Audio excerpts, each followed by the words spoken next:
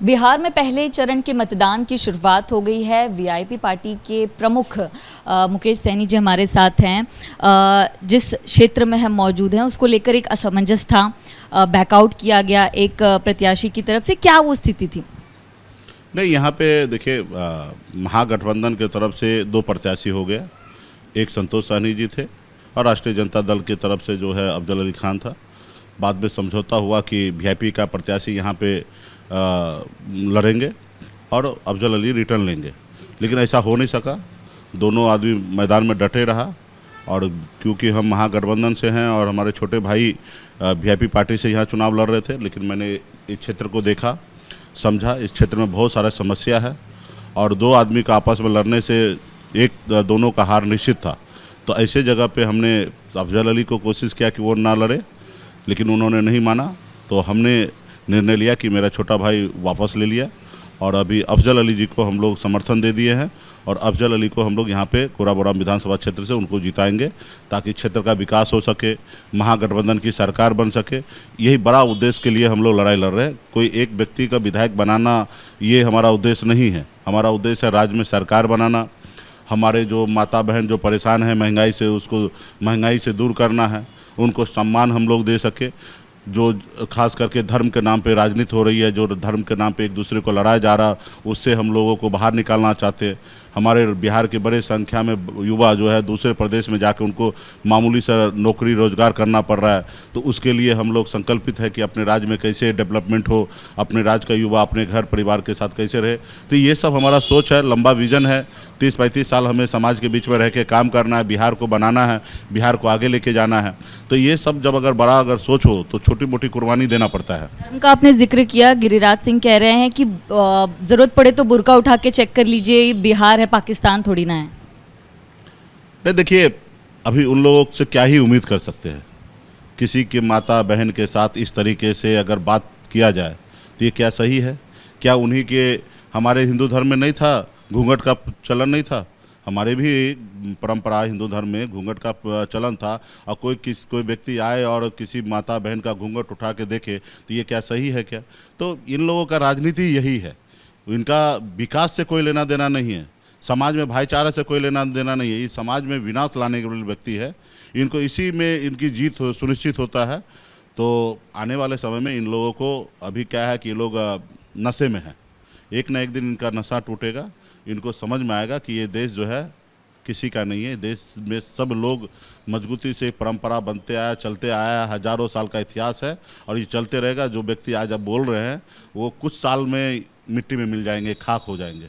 राहुल गांधी ने भी जेनजी का जिक्र किया, अपील की कि वोट करे। तो महागठबंधन की तरफ से भी फोकस है जेनजीज पर, युवाओं पर? नहीं, युवा को तो निश्चित तौर पे देश के युवा को क्योंकि ये देश जो है युवा का है और युवा को हमेशा अच्छा बुरा सोचना चाहिए और निश्चित तौर पे घर से निकले, वोट करे और उनको मूल्यांकन करे कि जो सरकारें ने पूर्व में हमसे घोषणा किया है क्या वो पूरा किए हैं, कितना पूरा किए हैं। एनडीए की टिप्पणी आ रही कि जेनजी और युवाओं की बात वो कर रहे हैं जो परिवारवाद से आते हैं। देखिए, अभी जो लोग इस क्षेत्र में काम कर रहे हैं, डॉक्टर बेटा डॉक्टर बनता है, इंजीनियर का बेटा इंजीनियर बन रहा है, नेता का अगर बेटा नेता बनना तो ये कोई बुरा नहीं है। जो भी लोग अगर काम कर रहे हैं इस फील्ड में, जनता ना डिसीजन लेगा।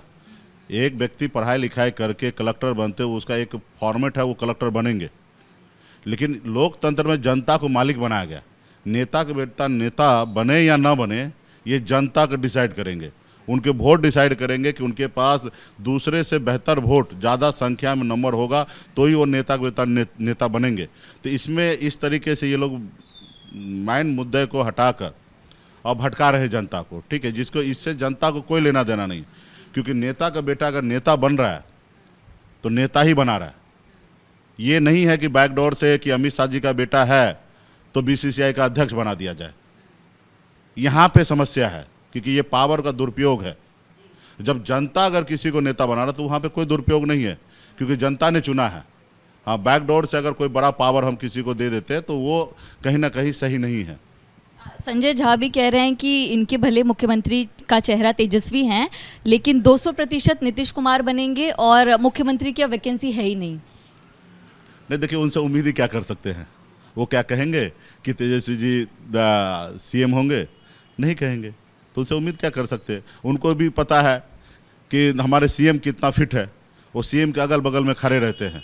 अभी आपने देखा होगा एक फ़ोटो वायरल हुआ था, उन्हीं के हाथ से ज़बरदस्ती माला छीन के एक महिला को पहना दिया, लेकिन वो काफ़ी कोशिश करते रहे, संजय झा जूझते रहे, लड़ते रहे, फाइट करते रहे नीतीश कुमार जी से कि ऐसा अनर्थ ना करे, लेकिन उसके बावजूद भी संजय झा से छीन कर और माला उनके हाथ में दिया, फिर उसे हाथ से लेकर उनको दे दिया। तो उनको भी पता है कि उनके जो सीएम है ना अनफिट है।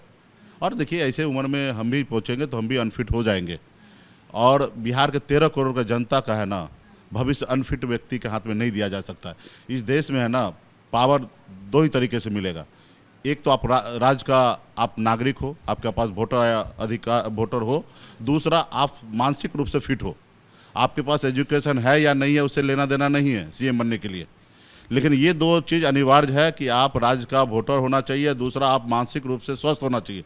लेकिन बिहार में हर एक नागरिक से पूछ लीजिए, बिहार से बाहर पूरे भारत में किसी से पूछ लीजिए, सब लोग बताएंगे कि नीतीश कुमार जी जो है अनफिट हो चुके हैं। और ये अनफिट उम्र के कारण हुए। जब वो फिट थे तो बहुत अच्छे थे, अभी अनफिट हो गए तो अनफिट कैसे किसी नीतीश कुमार के हाथ में कैसे बिहार दिया जा सकता। उनको अनफिट कह रहे हैं, उनके साथ ही कह रहे हैं कि नीतीश कुमार ने मुसलमानों के लिए सबसे ज़्यादा काम किया है और जो मुसलमान उनके काम नहीं आएगा वो सच्चा नहीं है, साथी नहीं है।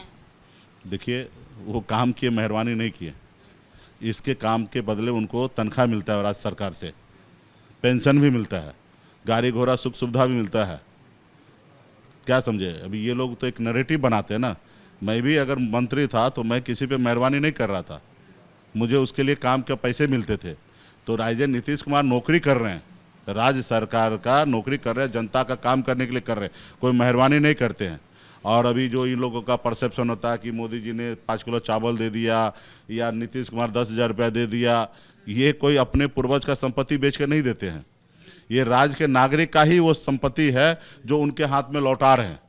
तो इनके लेके वाहवाही करना, इसके नाम पे वोट मांगना, ये बताइए ना कितना कहाँ तक जायज़ है कि राज्य के लोगों का ही चीज़ें उनके लौटा रहे और उनमें अपने आप को टैग लगा देते हैं कि मैं कर रहा हूँ।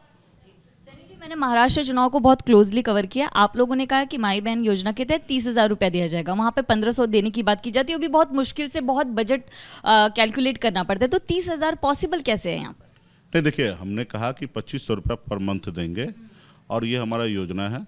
और 1 साल का पैसा 14 जनवरी को हमने निर्णय लिया गठबंधन के साथी ने कि 14 जनवरी को 1 साल का पैसा एक साथ में हम लोग दे देंगे, यानी कि हर महीना देने की आवश्यकता नहीं गिरेगा। फर्स्ट इंस्टॉलमेंट जो होगा वो 1 साल का पैसा होगा और 30,000 रुपया होगा एक माता और एक बहन के प्रत्येक घर में। आखिर में जो आज मतदाता मत दे रहे हैं और जो लोग अभी तक घरों से नहीं निकले हैं, उनसे क्या अपील करें? सबसे अपील है हमारे बिहार के नागरिक जो भी हैं, वोटर हैं, आप सब से आग्रह है कि घर से निकलिए। मैं भी अभी निकल ही रहा हूँ, अभी तक मैं वोट डाल देता अगर आप नहीं रोकते तो। वोट डालें और लोकतंत्र का जो जनता जो है वो मालिक होता है और आप अच्छे सरकार को चुनें। आप देखें कि वो सरकार कैसा फिट है, अनफिट है, वो सरकार अच्छा काम किए या ना किए, उसके ऊपर ध्यान देखिए कि दूसरे खेमे में कौन फाइट कर रहे हैं, कौन लड़ रहे हैं, उसके पास क्या विज़न है, वो सब चीज़ को देखते हुए मूल्यांकन करके अपना वोट को डालें और ईमानदारी से डालें। बहुत बहुत शुक्रिया आपका। कैमरा पर्सन आसिफ खान के साथ नम्रता दुबे, एबीपी न्यूज़ दरभंगा।